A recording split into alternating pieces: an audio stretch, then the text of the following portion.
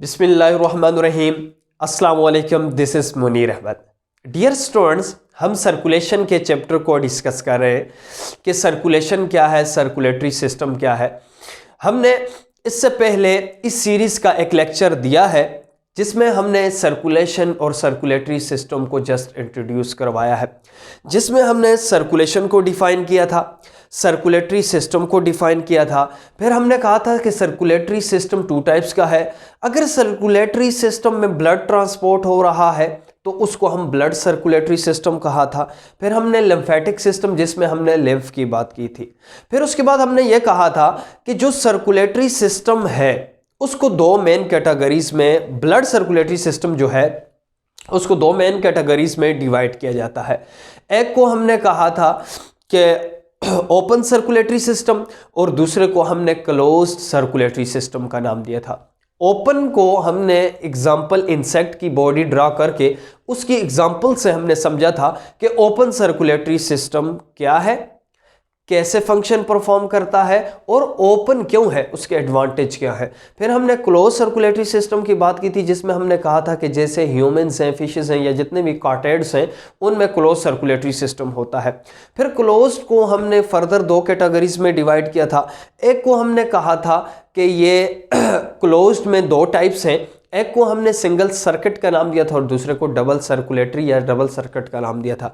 Single circuit में हमने fishes की बात की थी और फिशेस में हमने कहा था कि फिशेस में जस्ट टू हार्ट के चैम्बर्स होते हैं, जो ईटा के पॉइंट ऑफ व्यू से मोस्ट इंपॉर्टेंट था। फिर उसके बाद हमने फ्रॉग की बात की थी और फ्रॉग में हमने कहा था कि 3 चैम्बर्स होते हैं हार्ट के, 2 आर्टरिया एंड एक वेंट्रिकल। फिर उसके बाद हमने बर्ड्स या मैमल्स की बात की थी, जिसमें हमने कहा था 2 आर्ट्रियम और 2 आरिकल्स।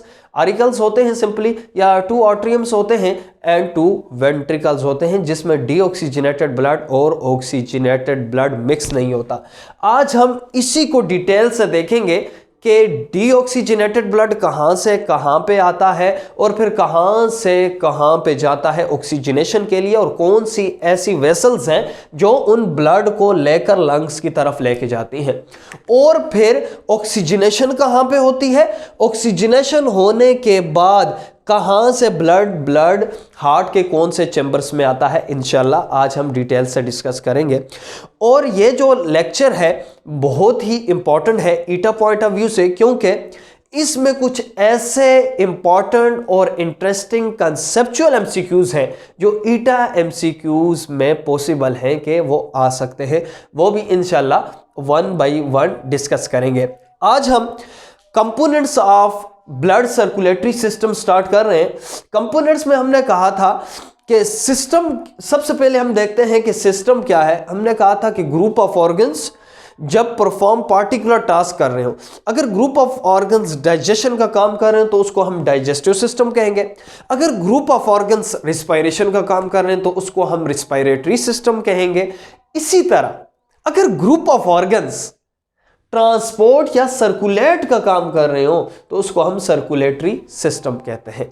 तो ब्लड सर्कुलेटरी सिस्टम के 3 ऑर्गन्स कह सकते हैं या कंपोनेंट्स कह सकते हैं। 2 ऑर्गन्स हैं, एक को हम हार्ट कहा है और दूसरे को ब्लड वेसल कहा है, एंड थर्ड वन जो है जो फ्लो करता है जिसको हमने ब्लड का नाम दिया है। इंशाल्लाह 1 बाय 1 हम इन तीनों कंपोनेंट्स को डिटेल से डिस्कस करेंगे कि हार्ट क्या है, ब्लड वेसल क्या है और ब्लड क्या है।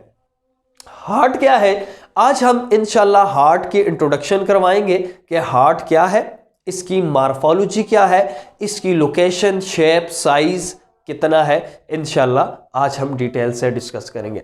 सबसे पहले हम देखते हैं कि हार्ट क्या है। मोस्टली स्टूडेंट्स को यह कंफ्यूजन होती है कि हार्ट कोई ऐसा ऑर्गन है जो ब्लड को फिल्टर करता है, लेकिन यह गलत है। हार्ट एक ऐसा ऑर्गन है जिसका मेन फंक्शन जो है वो पंप करना है, फिल्टर करना नहीं है। फिल्टर करने का काम किडनी का है। ये माइंड में आपने ये बात रखनी है कि हार्ट क्या है। हार्ट को डिफाइन करने से पहले हम इसकी जनरल स्ट्रक्चर देखते हैं, फिर उस पे डेफिनेशन के जो पॉइंट्स हैं वो अप्लाई करेंगे। अगर आप हार्ट अगर हार्ट को देखें तो हार्ट की कुछ शेप यूं होती है, दो ऊपर चेंबर्स होते हैं और दो नीचे चेंबर्स होते हैं।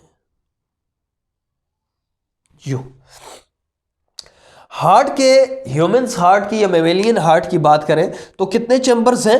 4 चेंबर्स हैं, 2 ऑरिकल्स और वेंट्रिकल्स, 2 वेंट्रिकल्स होते हैं, 4 चेंबर्स होते हैं। अगर इसकी शेप की बात की जाए तो इसकी शेप जो है कुछ कोनिकल होती है। इस वजह से हम कह सकते हैं, इसकी शेप को हम कह सकते हैं कि ये कोनिकल शेप है, कोन शेप है या कोनिकल शेप है। और यह मसल से मिलकर बनता है जिसको मायोकार्डियम कहते हैं। यह एक मसल से मिलकर बनता है जिसको मायोकार्डियम कहते हैं, जिसका मेन फंक्शन ब्लड को पंप करना है। फॉर एग्जांपल, डीऑक्सीजनेटेड ब्लड जो है वो बॉडी से लेना है और ऑक्सीजनेशन के लिए लंग्स की तरफ भेजना है। ऑक्सीजनेटेड ब्लड लेना है, पूरी बॉडी की तरफ भेजना है। यह पंपिंग ऑर्गन जो है, जो कोन शेप मसल से मिलकर बनने वाला ऑर्गन, जिसका मेन फंक्शन ब्लड को पंप करना है, ऐसा ऑर्गन जो है वो हार्ट कहलाता है। यही इसकी डिफिनीशन है। हार्ट क्या है? कोन शेप्ड मस्कुलर ऑर्गन। ये कोन शेप और मसल से मिलकर बना है। मसल्स आप जानते हैं, मसल्स क्या है? मसल्स वो बॉडी का पार्ट है जो कंट्रैक्शन और रिलैक्सेशन करवाता है, उस पार्ट को हम मसल्स कहते हैं। So cone shaped muscular organ which pump blood throughout the body, जो क्या करता है? पंप करता है ब्लड को थ्रू आउट द बॉडी। इस ऑर्गन को हार्ट कहते हैं। अब हार्ट की एटिमोलॉजी या मीनिंग को डिस्कस करते हैं कि एटिमोलॉजी कहते किसको हैं। हम बार बार हर टॉपिक में डिस्कस करते हैं एटिमोलॉजी। एटिमोलॉजी कहते हैं किसी भी वर्ड की हिस्ट्री जानना कि ये नाम इसका क्यों पड़ा है।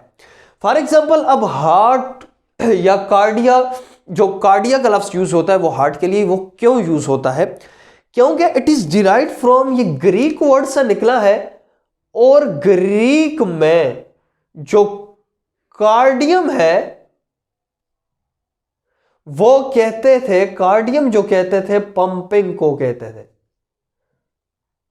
सो इसका नाम कार्डियम क्यों पड़ा?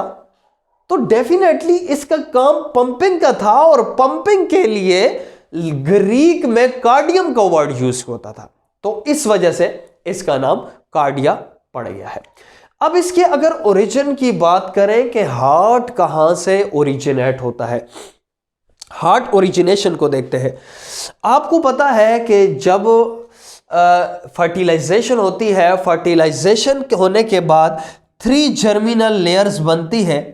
एक सबसे बाहर वाली लेयर जिसको हमने एक्टोडर्म का नाम दिया था, एक्टोडर्म सबसे बाहर वाली लेयर। डेवलपमेंट के दौरान जो ही फर्टिलाइजेशन के बाद जर्मिनल लेयर्स बनती हैं, 3 जर्म लेयर बनती है, एक को एक्टोडर्म कहते हैं। उससे अंदर वाली जो है उसको हम मीजोडर्म कहते हैं, मीजोडर्म कहते हैं। और जो सबसे इनर मोस्ट है उसको हम एंडोडर्म कहते हैं, एंडोडर्म कहते हैं। सो 3 बेसिक जर्मिनल लेयर्स हैं, एंडोडर्म, एंडोडर्म, एक्टोडर्म, एंडोडर्म और एक्टो और एंडो के दरमियान जो डर्म है जिसको हम मीजोडर्म कहते हैं। सो एमसीक्यूज, इटा एमसीक्यूज के लिए मोस्ट इंपॉर्टेंट है कि जो हार्ट है उसकी ओरिजिनेशन कौन सी जर्मिनल लेयर से हुई है। तो डेफिनेटली आपको पता है मीजोडर्म से इसकी ओरिजिनेशन हुई है। मीजोडर्म जो जर्मिनल लेयर है, ये आगे मैं लिख रहा हूं एमसीक्यूज के लिए मोस्ट इंपॉर्टेंट है, ईटा एमसीक्यूज के लिए।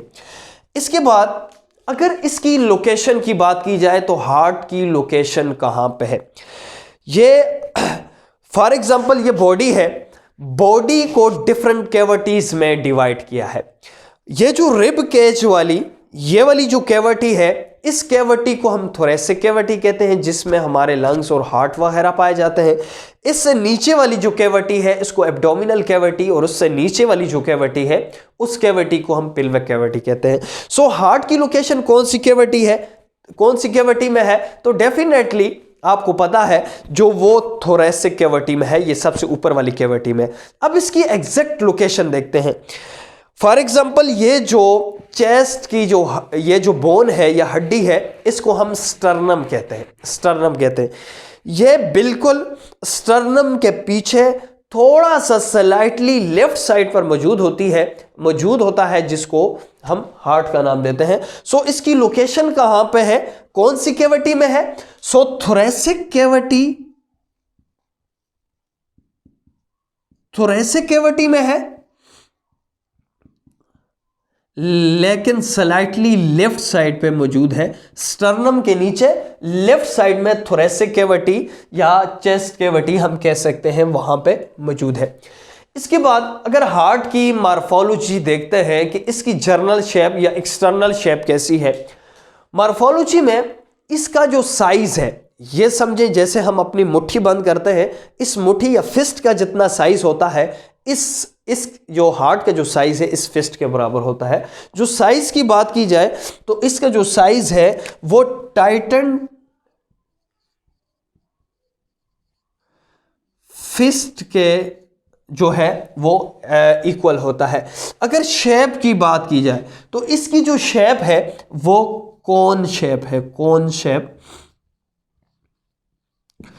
इसके बाद मोस्ट इंपॉर्टेंट हार्ट की मेम्ब्रेन्स जो है, जो हार्ट को प्रोटेक्शन देती है। हमने रिस्पायरेशन के चैप्टर में जब हम लंग्स को स्टडी कर रहे थे तो हमने कहा था कि लंग्स के बाहर भी एक मेम्ब्रेन होती है जो लंग्स को प्रोटेक्ट करती है, और उसको हमने प्लूरल मेम्ब्रेन का नाम दिया था, जो इसकी प्रोटेक्शन करती। इसी तरह हार्ट को भी बाहर से कवरिंग करने वाली मेम्ब्रेन होती है, जिसको हम पेरिकार्डियम कहते हैं। फॉर एग्जाम्पल अगर ये हार्ट है, इस हार्ट को डबल लेयर मेम्ब्रेन ने सराउंड किया होता है। इस लेयर का नाम जो है वो है पेरिकार्डियम। सो मेम्ब्रेन में सबसे पहले अगर बात की जाए तो हार्ट की जो मेम्ब्रेन है उसको पेरिकार्डियम कहते हैं। पेरिकार्डियम जो है वो डबल लेयर मेम्ब्रेन है, डबल लेयर। मोस्ट इंपॉर्टेंट है एमसीक्यूज के लिए, इसके ऊपर भी मैं एमसीक्यूज लिख लेता हूं। एमसीक्यूज यूं आ सकता है, the double layer protective membrane of the heart which provide protection to the heart is known as pericardium. ये जो इनर लेयर है इसको हम एपिकार्डियम कहते हैं। दूसरी जो लेयर है उसको हम एपिकार्डियम कहते हैं। इन दो लेयर्स के दरमियान ये जो कैविटी है, इस कैविटी को हम पेरिकार्डियल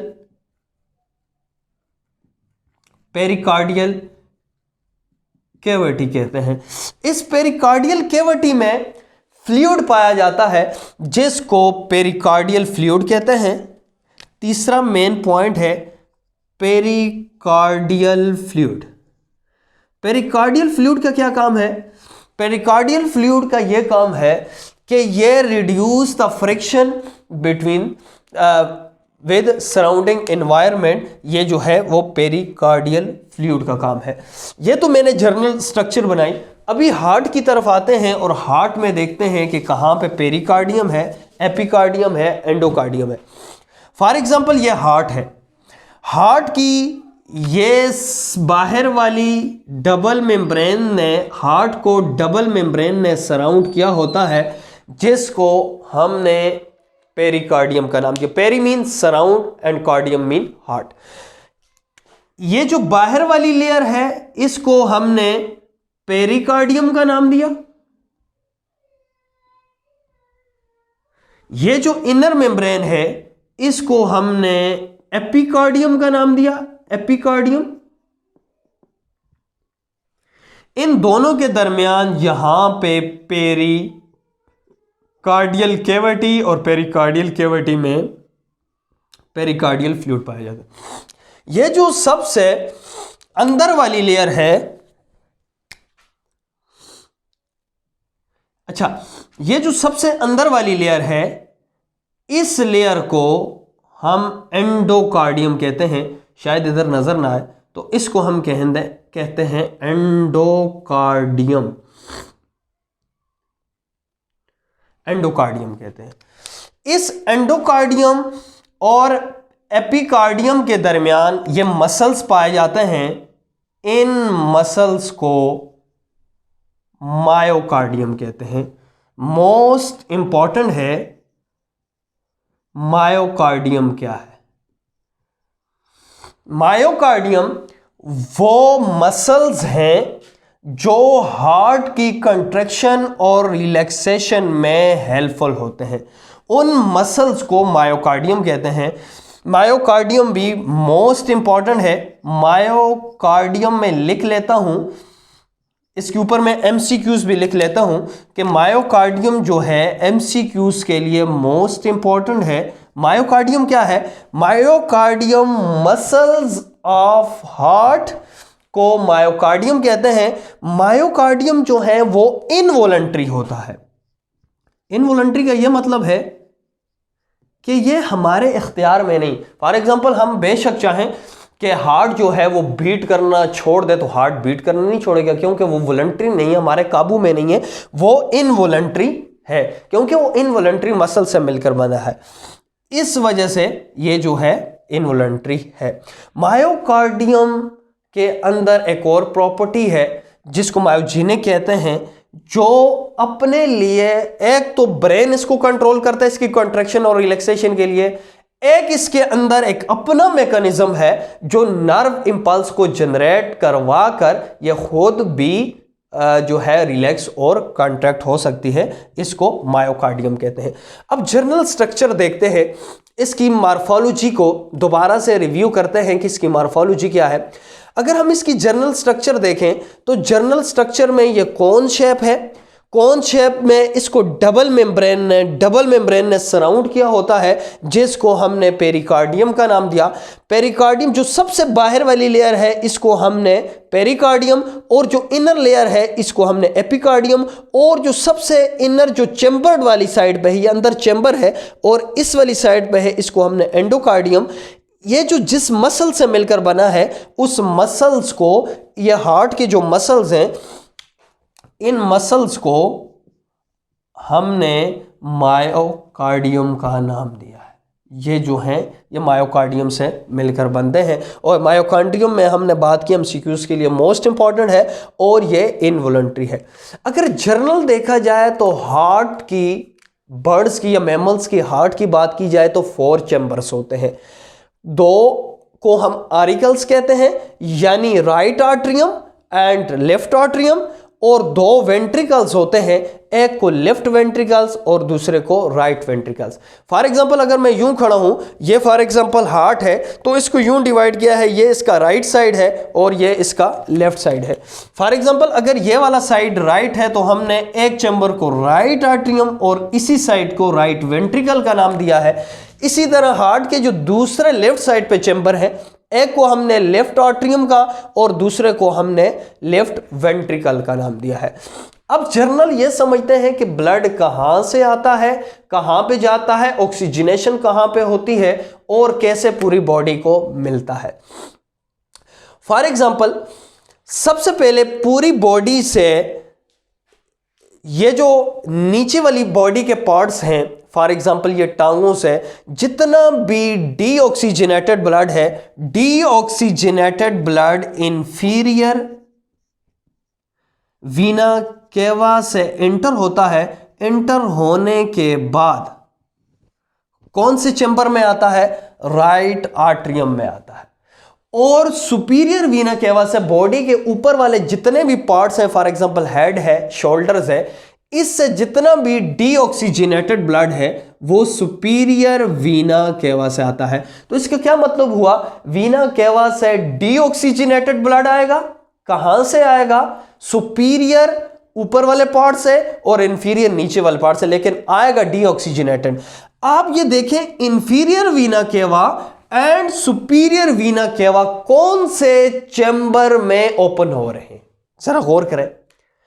ये जो है राइट आर्ट्रियम में दोनों वीना केवा जो हैं वो ओपन हो रहे हैं। तो इसका मतलब है पूरी बॉडी से डीऑक्सीजनेटेड ब्लड कौन से चैम्बर में आएगा? राइट आर्ट्रियम में आएगा।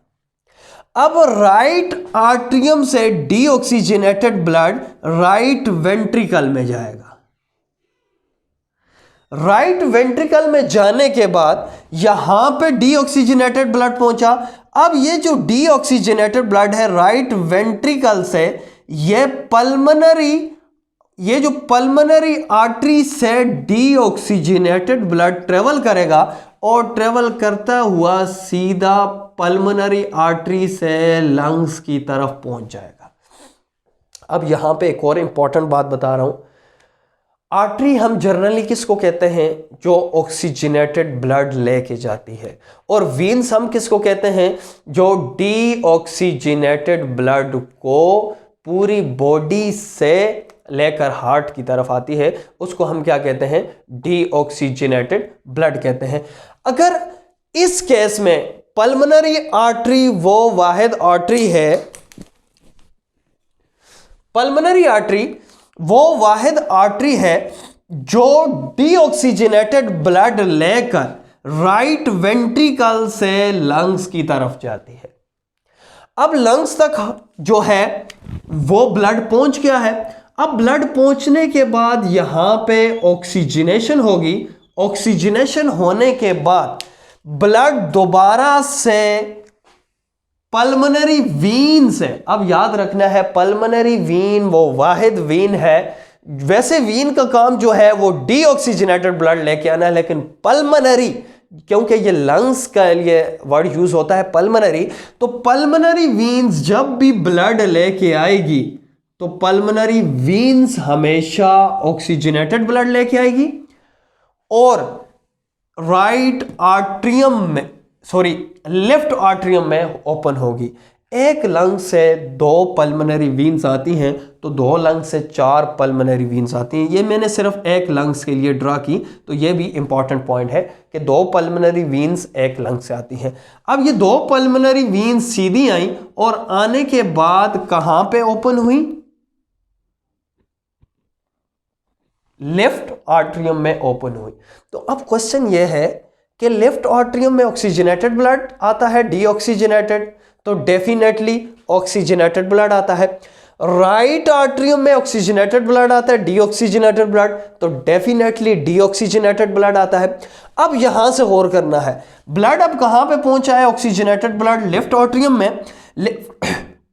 लेफ्ट आर्ट्रियम में आने के बाद ये ब्लड अब इधर से मूव करेगा, मूव करने के बाद पहुंच जाएगा लेफ्ट वेंट्रिकल में।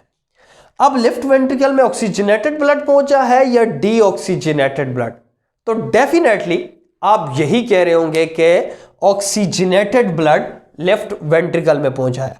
अब लेफ्ट वेंट्रिकल कॉन्ट्रैक्ट करेगा, कॉन्ट्रैक्ट होने के रिजल्ट में अब ये जो ब्लड है ये मूव करेगा। मूव किस में करेगा? आयोटा में मूव करेगा, और आयोटा में मूव करते ही पूरी बॉडी में घूम जाएगा और पूरी बॉडी को ऑक्सीजन प्रोवाइड करेगा। ये तो इसका जनरल मैकेनिज्म था। हम इंशाल्लाह डिटेल से इसकी एनाटॉमी को डिटेल से डिस्कस करेंगे। इससे पहले हम इसके बाद जो लेक्चर होगा उसमें हम इंशाल्लाह इन वाल्व्स की बात करेंगे, जो लेफ्ट राइट आर्ट्रियम और राइट वेंट्रिकल के दरमियान कौन सा वाल्व है और ये कैसे फंक्शन परफॉर्म करता है। ये पल्मोनरी आर्टरी में कौन सा वाल्व है, आयोटा में कौन सा वाल्व है, राइट आर्ट्रियम और लेफ्ट जो left atrium and left ventricle के दरमियान बाइकस्पड वाल्व है। तो बाइकस्पड को बाइकस्पड वाल्व क्यों कहते हैं और ये कैसे फंक्शन परफॉर्म करता है। इसके अलावा कौन कौन सी ब्लड्स हैं, ब्लड वेसल्स हैं जो हार्ट को ब्लड प्रोवाइड करती हैं, इंशाल्लाह नेक्स्ट लेक्चर में इंशाल्लाह इन तमाम पॉइंट्स को डिटेल से डिस्कस करेंगे। अब जनरली रिकैप करते हैं कि हार्ट क्या है, इसकी मॉर्फोलॉजी क्या है। हार्ट जो है वो कौन शेप ऑर्गन है जिसका मेन फंक्शन जो है वो पंप करना है, ब्लड को पूरी बॉडी में सर्कुलेट करवाना है। फिर उसके बाद हमने इसकी एटिमोलॉजी डिस्कस किया क्योंकि ये कार्डियम से निकला है और कार्डियम का मतलब ही ग्रीक में पंपिंग होता है। फिर हमने इसके ओरिजिन की बात की, हमने कहा कि जर्मिनल 3 लेयर्स होती हैं, एक्टोडर्म, मेसोडर्म, एंडोडर्म, और इसकी ओरिजिन की बात की जाए तो ये मेसोडर्म से ओरिजिनेट होता है। लोकेशन की फिर हमने बात की, तो लोकेशन में हमने कहा कि ये थोरेसिक कैविटी में ये जो स्टर्नम है इससे थोड़ा नीचे और स्लाइटली लेफ्ट साइड पर मौजूद होता है। फिर इसकी मॉर्फोलॉजी में हमने इसकी साइज बात की, हमने कहा टाइटन अगर फिस्ट हो, ये मुट्ठी बंद हो, तो इसका जो साइज है तकरीबन ऑलमोस्ट इतना साइज होता है। फिर हमने शेप की बात की, तो शेप जो है वो कौन शेप है। हार्ट की मेम्ब्रेन्स जो मोस्ट इंपॉर्टेंट है एमसीक्यूज के लिए, हमने कहा था सबसे बाहर वाली जो है उसको हमने पेरिकार्डियम का नाम दिया, और पेरिकार्डियम जो है वो डबल लेयर है और एमसीक्यूज के लिए मोस्ट इंपॉर्टेंट है जो प्रोटेक्शन देती है। इनर लेयर को एपिकार्डियम कहते हैं, और इन दोनों के दरमियान पेरिकार्डियल कैविटी और पेरिकार्डियल कैविटी में पेरिकार्डियल फ्लूइड होता है। और इस पेरिकार्डियल फ्लूइड का काम क्या है, ये रिड्यूस करता है रेजिस्टेंस को, फ्रिक्शन को विद अदर एनवायरनमेंट।